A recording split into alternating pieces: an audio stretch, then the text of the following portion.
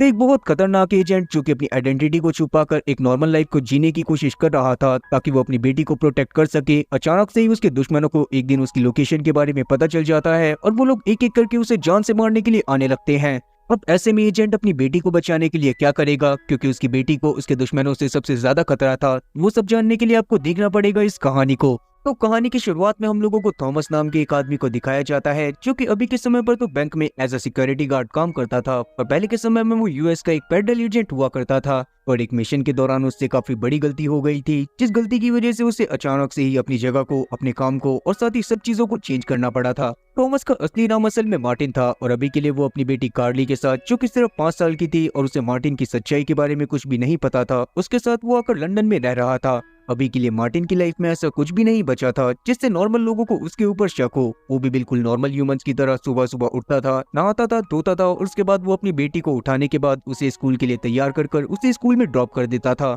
और अपने काम के दौरान भी थॉमस बस सिक्योरिटी चेकिंग करता था, और जब उसे थोड़ा सा टाइम मिलता था तो वो अपने पास रख के एक मैगजीन को पढ़ लेता था। अब वैसे तो आज भी थॉमस के साथ बिल्कुल सेम चीजें हो रही थी, पर रास्ते में वो नोटिस करता है कि एक गाड़ी उनका पीछा कर रही होती है। पर अभी थॉमस इस बात पर ज्यादा ध्यान नहीं देता, और अपने डेली रूटीन को फॉलो करने के बाद वो शाम के समय में कार्ली को घर लेकर आ जाता है और उसे सोने के लिए भेज देता है। जिसके बाद जब वो किचन में जाकर दूध पी रहा था, तभी अचानक से उसकी नजर किचन की खिड़की पर पड़ती है, जिसके ऊपर बाहर से एक गाड़ी की बहुत तेज रोशनी आ रही थी, और वो गाड़ी धीरे धीरे कर थॉमस के घर की तरफ ही बढ़ रही होती है। इसीलिए थॉमस तुरंत ही अपने गेट पर जाकर चेक करने लगता है। थॉमस अपने घर के गेट को खुद से खोलने वाला था, पर तभी अचानक से बाहर से 3 मास्क मैन आकर उसे बहुत बुरी तरह से मारने लगते हैं, और उन लोगों के पास शायद थॉमस के घर की भी थी। अब इतने सारे डंडे सर पर लगने की वजह से थॉमस बेहोश हो गया था, और थोड़ी देर बाद जब उसकी आंख खुलती है तो वो देखता है कि उन 3 मास्कमैन में से एक मास्कमैन ने कार्ली को गन पॉइंट पर ले रखा था और उसे होस्टेज बना लिया था।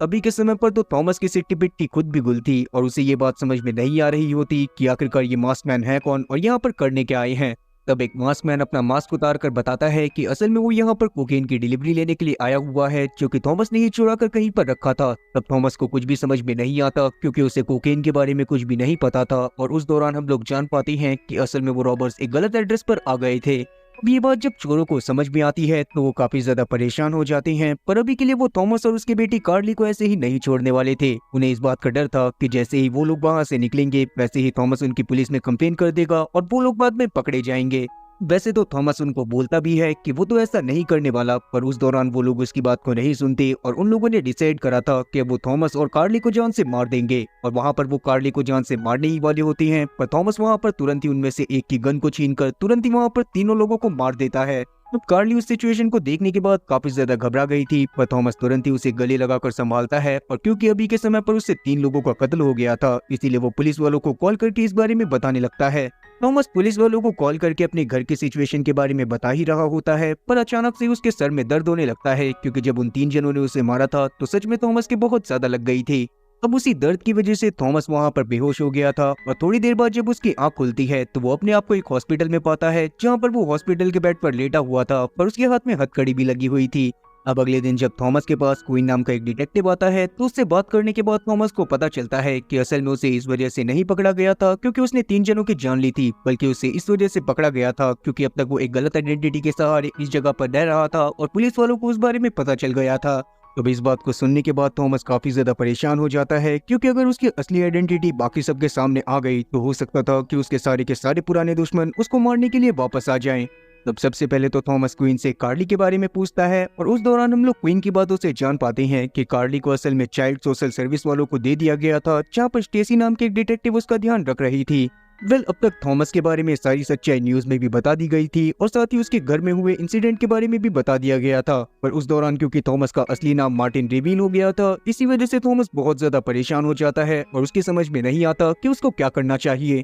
तभी अचानक से एक नर्स अपना फोन लेकर आती है, और फोन के दूसरी तरफ रेविन बात कर रहा था। उस दौरान हम लोग जान पाते हैं कि रेविन असल में थॉमस का बहुत पुराना दोस्त था, और अभी के समय पर उसकी आइडेंटिटी रिवील होने की वजह से वो थॉमस के पास 2 घंटे में ही हॉस्पिटल में पहुंच रहा था। और क्योंकि थॉमस को अपनी बेटी कार्ली की भी काफी ज्यादा चिंता थी, क्योंकि उसके दुश्मन कार्ली तक भी पहुंच सकते थे, इसीलिए थॉमस वहां पर इतना ज्यादा वेट नहीं करता। वो जानबूझकर एक पेन को नीचे गिराता है, और बाद में जब नर्स उसे उठाने के लिए झुकती है तो थॉमस उसके बालों में लगी क्लिप को निकाल लेता है। नर्स और साथी ऑफिसर के बाहर जाते ही थॉमस अपने पास मौजूद क्लिप की मदद से तुरंत ही अपनी हथकड़ियों को खोल लेता है और बाद में जैसे ही ऑफिसर उससे लड़ाई करने के लिए आता है तो थॉमस उसको बेहोश कर वहां से जाने लगता है। और बाहर दो ऑफिसर और खड़े थे जिनको थॉमस बहुत आराम से मारता है और बाद में वो अपने कपड़े चेंज कर वहां से निकल जाता है। जिसके साथ ही अब सीन वहां पर से एक बिल्डिंग पर आता है जो कि काफी ज्यादा बड़ी थी और उसके अंदर कूपर बैठा हुआ था। वहां पर उसके सामने दो आर्म्स डीलर आए हुए थे क्योंकि कूपर भी उस जगह का सबसे बड़ा आर्म्स डीलर था और उन लोगों ने अभी कुछ समय पहले ही कूपर से काफी सारे हथियार खरीदे थे। पर अभी के लिए वो लोग अपने पैसे कूपर से वापस लेने के लिए आए थे क्योंकि उन लोगों ने जो कूपर से हथियार खरीदे थे वो सारे के सारे हथियार खराब थे।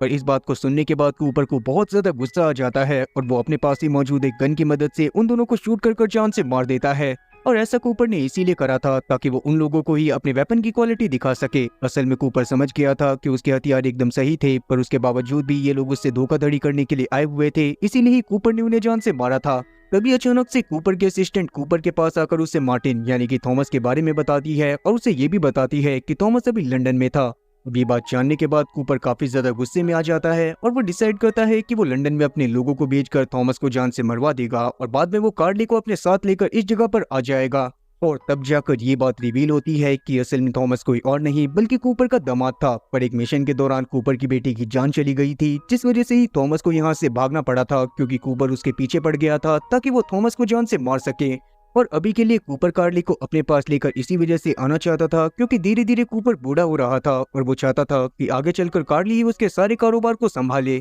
अब ये सारी बातें जानने के बाद कूपर सबसे पहले तो एक बिशप नाम के कॉन्ट्रैक्ट किलर को हायर करता है और उससे बोलता है कि अगर वो थॉमस को जाकर मार देगा और कार्ली को उसके पास लेकर आ जाएगा तो वो उसे इतनी दौलत देगा जितनी कभी भी बिशप ने सोची नहीं होगी। बिशप असल में एक बहुत खतरनाक कॉन्ट्रैक्ट किलर था और उसने आज तक किसी भी टारगेट को जिंदा नहीं छोड़ा था। अभी के लिए वो इस मिशन को ले लेता है और डिसाइड करता है कि वो थॉमस को जान से मारने के बाद कार्ली को कूपर तक पहुंचा देगा। ये सोचने के बाद बिशप तुरंत ही वहां पर से थॉमस को ढूंढने के लिए निकल जाता है ताकि वो जल्दी से जल्दी उसको मार सके। वहीं हम लोग स्टेसी को देखती हैं जो कि अभी भी कार्ली का ध्यान रख रही थी। तभी अचानक से क्वीन आकर उसे बताता है कि थॉमस हॉस्पिटल से भाग गया है और वो जल्दी ही यहाँ पर पहुंचने वाला होगा। इस बात को सुनने के बाद वो लोग तुरंत ही वहाँ पर से कार्ली को किसी दूसरी लोकेशन पर लेकर जाने लगते हैं ताकि किसी भी हालत में थॉमस के हाथ में कार्ली ना लगे। जिसके साथ ही अब सीन वहां पर से थॉमस पर आता है जो कि थोड़ी ही देर में चाइल्ड सर्विस वालों के डिपार्टमेंट में पहुंच गया था। और वहां पर जाने के बाद वो सबसे पहले तो रिसेप्शनिस्ट को बेहोश करता है और बाद में उनके डेटा रूम की तरफ जाने लगता है ताकि वो ये बात पता कर सके कि अभी के लिए कार्ली को कहां पर रखा गया था।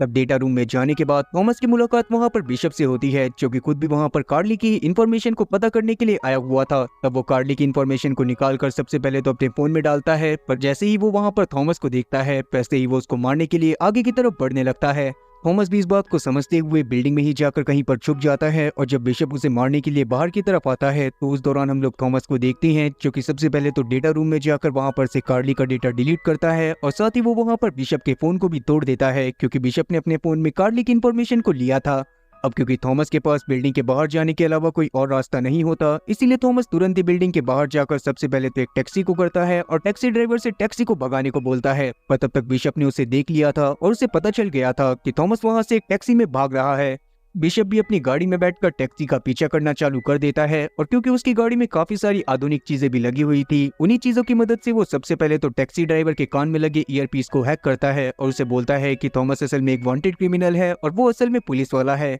ये बात सुनने के बाद टैक्सी ड्राइवर थॉमस से काफी ज्यादा डरने लग गया था पर वो थॉमस के सामने ऐसा शो करता है जैसे कि सब कुछ नॉर्मल हो। जिसके बाद वो सबसे पहले तो अपनी गाड़ी को एक गैस स्टेशन पर लगाता है और बिशप को उस जगह की लोकेशन के बारे में बता देता है। अब थोड़ी ही देर में बिशप भी उस जगह पर पहुंच गया था जहां पर पहुंचने के बाद जब वो टैक्सी को चेक करता है तो ना तो उसके अंदर टैक्सी ड्राइवर था और ना ही थॉमस। और ये बात जानने के बाद बिशप खुद को FBI ऑफिसर बताते हुए गैस स्टेशन पर लगी सारी CCTV फुटेज को चेक करता है और तब जाकर उसे पता चलता है कि थॉमस भी इस बारे में समझ गया था कि टैक्सी ड्राइवर ने क्या करा है। और जिस समय पर उनकी टैक्सी वहां पर पहुंची थी उसी समय पर बगल में एक येलो कलर का ट्रक भी खड़ा हुआ था और जैसे ही थॉमस को सारी सच्चाई के बारे में पता चला था वैसे ही वो येलो कलर के ट्रक के ऊपर लटक कर वहां से निकल गया था। ये देखने के बाद बिशप तुरंत ही उस येलो कलर के ट्रक को ट्रैक डाउन करता है और उसके पीछे लग जाता है। अब थॉमस को भी इस बारे में पता चल गया था कि बिशप वापस से उसके पीछे लग गया है, इसीलिए वो तुरंत ही ट्रक से उतरकर पास में ही खड़ी एक केबल कार के ऊपर चढ़ जाता है और बिशप के अंदर आने से पहले केबल कार का डोर लॉक हो गया था।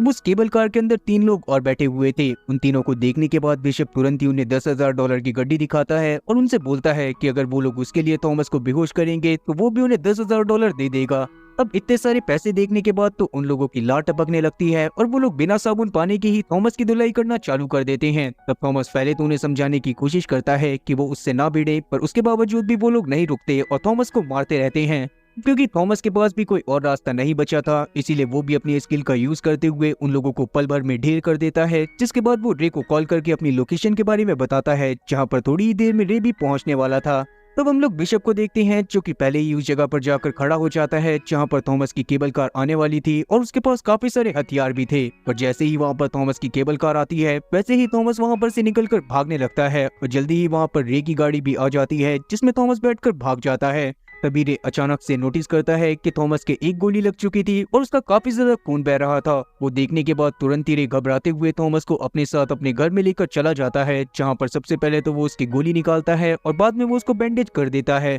और तब तक रे ने अपने सीनियर ऑफिसर की मदद से बिशप की भी काफी सारी इन्फॉर्मेशन निकाल ली थी और उसे पता चल गया था कि बिशप सच में काफी ज्यादा खतरनाक है और वो अपने टारगेट का पीछा तब तक नहीं छोड़ता जब तक कि वो अपने टारगेट को जान से नहीं मार देता। असल में बिशप अपने टारगेट के सामने आने के बाद उसको कहीं पर भी भागने का मौका नहीं देता था, और अगर उसका टारगेट कहीं पर भाग कर जाता भी था तब भी बिशप उसका पीछा करके उस जगह पर जाकर अपने टारगेट को मार देता था। और तब हम लोग ये बात भी जान पाते हैं कि बिशप असल में पहले मिलिट्री में था और उसका परफॉर्मेंस वहाँ पर बहुत ज्यादा अच्छा था, जिसके बाद अचानक से ही उसने एक दिन मिलिट्री को छोड़ दिया था और बाद में वो लोगों को मारकर बहुत सारे पैसे बनाया करता था। अब ये बात समझ में आने के बाद कि बिशप जल्दी ही उनके घर की लोकेशन पर पहुंचने वाला होगा, रे और साथ ही थॉमस वहां से निकलने का डिसाइड करते हैं। पर तब तक काफी ज्यादा देर हो चुकी थी, क्योंकि नीचे बिशप ऑलरेडी आ गया था, जिसने सबसे पहले तो रे की गाड़ी के नंबर को ट्रैक डाउन करा था और बाद में उसके एड्रेस के बारे में पता लगा लिया था। पर अभी के लिए रे और थॉमस दोनों ही बच गए थे। वो जल्दी से रे के कमरे में जाते हैं और वहां पर जाने के बाद वो भी अपने लिए कुछ गन्स को उठाते हैं और बाहर की तरफ आने लगते हैं। उस दौरान हम लोग रे की बातों से जान पाते हैं कि वो थॉमस की मदद इसी वजह से कर रहा था ताकि वो थॉमस की मदद से कूपर को भी पकड़ पाए। अब थॉमस तो रे के पास बंदूक होने की वजह से वो लोग तुरंत ही बिशप के ऊपर अंधाधुंध गोलियां बरसाना चालू कर देते हैं, जिस दौरान हम लोग देखते हैं कि बिशप भी उनके ऊपर लगातार गोलियां बरसा रहा था और उसमें से एक गोली जाकर रे के लग जाती है, जिससे रे पूरी तरह से घायल हो गया था। ये देखने के बाद थॉमस काफी ज्यादा डर गया था। वो तुरंत ही रे को उठाकर नीचे गाड़ी के पास लेकर जाता है और उसे गाड़ी में बिठाता हुआ गाड़ी को हॉस्पिटल की तरफ लेकर जाने लगता है। अभी भी लगातार बिशप उन लोगों का पीछा करे जा रहा था और उस दौरान हम लोग देखते हैं कि थॉमस रे से हिम्मत रखने को बोलता है, क्योंकि जल्दी ही वो उसे हॉस्पिटल में लेकर पहुंचने वाला था। और रास्ते में ही रे अपना दम तोड़ देता है, जो देखने के बाद थॉमस एकदम आग बबूला हो गया था और उसने डिसाइड कर लिया था कि वो बिशप को जान से मार देगा। यही सोचते हुए थॉमस अपनी गाड़ी को एक जगह पर ले जाकर रोक देता है, जिसके थोड़ी देर बाद हम लोग देखते हैं कि बिशप की गाड़ी वहां पर पहुंचती है और बिशप थॉमस की गाड़ी की तरफ बढ़ता है। पर जब वो देखता है कि थॉमस की गाड़ी में कोई भी नहीं है तो वो अपनी गाड़ी में जाकर वापस से बैठ जाता है। पर बिशप के गाड़ी में आने से पहले थॉमस ने बिशप को ही गन पॉइंट पर ले लिया था और अब वो बिशप से गाड़ी को सीधा सीधा चलाने को बोलता है, जिस दौरान हम लोग देख पाते हैं कि वो बिशप को अपने साथ लेकर एक डॉक पर पहुंच जाता है और वो उससे बोलता है कि बिशप अब कूपर को कॉल कर ये बोले कि उसने थॉमस को जान से मार दिया है और कार्ली उसके पास है। अब वैसे बिशप अगर कोई दूध पीता बच्चा होता या फिर कोई चिंदी चोर होता तो हो सकता था कि वो थॉमस की धमकी से डर जाता, पर बिशप तो बिशप था। उसकी स्लीव में उसने पहले से एक छोटे से नाइफ को छुपा कर रखा हुआ था, जिनकी मदद से वो सबसे पहले तो अपने हाथ को फ्री करता है और बाद में वो थॉमस के ऊपर ही अटैक कर देता है। तब उन दोनों में वापस से बहुत घमासान लड़ाई होती है, जिस दौरान हम लोग देखते हैं कि वो दोनों ही एक दूसरे को बारी बारी से उठा उठा कर फेंक रहे थे। पर एट लास्ट हम लोग देख पाते हैं कि थॉमस को बहुत ज्यादा गुस्सा आ जाता है और वो एक लात मारने के बाद बिशप को तुरंत ही पानी में ही फेंक देता है। क्योंकि थॉमस ने बिशप को जान से मार दिया था, इसलिए वो तुरंत ही बिशप की गाड़ी को लेकर वहां पर से सीधा उस जगह पर जाने लगता है जहां पर कार्ली को छुपा कर रखा गया था। कार्ली को असल में स्टेसी अपने घर पर लेकर चली गई थी ताकि वो कार्ली का ध्यान रख सके और उसके ऊपर काफी सारे और भी पुलिस वाले नजर रख रहे थे। पर उस दौरान हम लोग देख पाते हैं कि थॉमस के उस जगह पर पहुंचने से पहले उस जगह पर कूपर और साथ ही उसकी असिस्टेंट पहुंच जाती है और कूपर वहां पर पहुंचते ही वहां पर मौजूद सभी गार्ड्स को जान से मार देता है, जिसके बाद वो स्टेसी के घर में घुस गया था। वहां पर जाने के बाद वो स्टेसी के भी एक चांटा मारता है, जिसके बाद वो कार्ली से बहुत प्यार से ही बात करते हुए उसे बताता है कि असल में वो उसका नाना है। पर कार्ली उससे काफी ज्यादा डर रही थी, पर उसके बावजूद भी वो उससे बात करती रहती है क्योंकि वो नहीं चाहती थी कि उसका नाना उसको जान से मार दे। वहीं अब तक थॉमस को भी कार्ली की लोकेशन के बारे में पता चल गया था और वो अपनी गाड़ी को लेकर तुरंत ही स्टेसी के घर के बाहर आ जाता है। पर उस जगह पर पहले से ही कूपर के काफी सारे आर्म्ड गार्ड खड़े हुए थे, जो कि थॉमस का ही वेट कर रहे थे, क्योंकि उन्हें पता था कि थॉमस वहां पर कार्ली को बचाने के लिए जरूर आएगा। अब वैसे तो उन लोगों ने सोचा था कि वो थॉमस के आते ही उसे जान से मार देंगे, पर वहां पर तो उल्टा ही होता है। हम लोग देख पाते हैं कि थॉमस एक एक करके उन लोगों को जान से मार देता है और बाद में वो स्टेसी के घर में घुस जाता है। पर वो कार्ली तक पहुंच पाता उससे पहले ही वापस से बिशप वहां पर पहुंच जाता है, जो कि अभी भी जिंदा था और उसने अभी तक हार नहीं मानी थी। वो उस समय पर थॉमस को बहुत बुरी तरह से मारता है और उस दौरान थॉमस उससे वापस से लड़ाई करना चालू कर देता है। इस बार तो उन दोनों की लड़ाई पिछली वाली लड़ाई से भी ज्यादा खतरनाक हो रही थी, क्योंकि इस बार उन दोनों में से जिसके भी हाथ में कुछ भी आ रहा था वो उसी से सामने वाले इंसान के ऊपर हमला कर रहा था। उस दौरान अचानक से ही बिशप के हाथ में एक कुल्हाड़ी आ जाती है और वो वहां पर थॉमस के ऊपर उसी से अटैक करने लगता है। पर अभी तो थॉमस ने हार नहीं मानी थी। थोड़ा सा पिटने के बाद वो बिशप से वापस से लड़ाई करना चालू करता है और बाद में वो एक लात की मदद से वापस से बिशप को पीछे की तरफ धकेल देता है, जिससे बिशप की पीठ में वही कुल्हाड़ी घुस गई थी जिससे अभी थोड़ी देर पहले वो थॉमस को जान से मारने वाला था। और हाँ, इस बार सच में बिशप की पारी समाप्त हो गई थी, जिसके बाद हम लोग देखते हैं कि थॉमस जल्दी से स्टेसी के घर के अंदर जाता है, जहाँ पर वो देखता है कि कूपर आराम से कार्ली के साथ बैठा हुआ था। और थॉमस के अंदर जाते ही कूपर के असिस्टेंट उसे गन पॉइंट पर ले लेती है। तब थॉमस भी तुरंत ही उस असिस्टेंट को गन पॉइंट पर ले लेता है, पर वो कार्ली के सामने खून खराबा नहीं करना चाहता था। कूपर भी उससे इस चीज के लिए मना करता है, पर कहीं ना कहीं थॉमस इस बात को जानता था कि कूपर थॉमस को जान से मरवाना चाहता है, इसीलिए थॉमस अपने पास मौजूद एक नाइफ को निकालता है और उसे तुरंत ही कूपर की तरफ फेंक देता है। और at the same time Cooper ने डाइव मारकर तुरंत ही असिस्टेंट की तरफ भी गोलियां चला दी थी, जिससे असिस्टेंट भी वहीं पर ढेर हो जाती है। कूपर और साथ ही असिस्टेंट के मरने के बाद वहां पर थॉमस तुरंत ही कार्ली को गले लगाता है और रोने लगता है। अभी बीते 1-2 दिन में थॉमस के पास काफी सारी मुसीबतें आई थी और उसने सिर्फ अपनी बेटी को बचाने के लिए इतनी सारी मुसीबतों का सामना करा, और इसी वजह से कहीं ना कहीं वो रो रहा था, क्योंकि वो कार्ली को किसी भी हालत में नहीं खोना चाहता था। अब थोड़ी देर कार्ली को हक करने के बाद तुरंत ही कूपर उसे वहां पर से लेकर निकल जाता है और डिसाइड करता है कि अब वो यहाँ पर नहीं रहेगा और किसी और शहर में जाकर किसी और नाम के साथ रहेगा। और इसी के साथ ये मूवी भी यहीं पर खत्म होती है। तो उम्मीद है कि आप लोगों को इस चैनल का कंटेंट भी पसंद आ रहा होगा, और अगर आप लोगों को इस चैनल का कंटेंट भी पसंद आ रहा हो तो कमेंट सेक्शन में इस बारे में जरूर बताना। तो उम्मीद है कि एक्सप्लेनेशन अच्छी लगी होगी। अगर एक्सप्लेनेशन अच्छी लगी हो तो चैनल को सब्सक्राइब करना और बेल नोटिफिकेशन को ऑल पर सेलेक्ट करना और वीडियो को भी लाइक करना। मैं ऐसे ही और मजेदार एक्सप्लेनेशन वीडियोस लाता रहूंगा। खैर, तब तक के लिए टाटा और गुड बाय।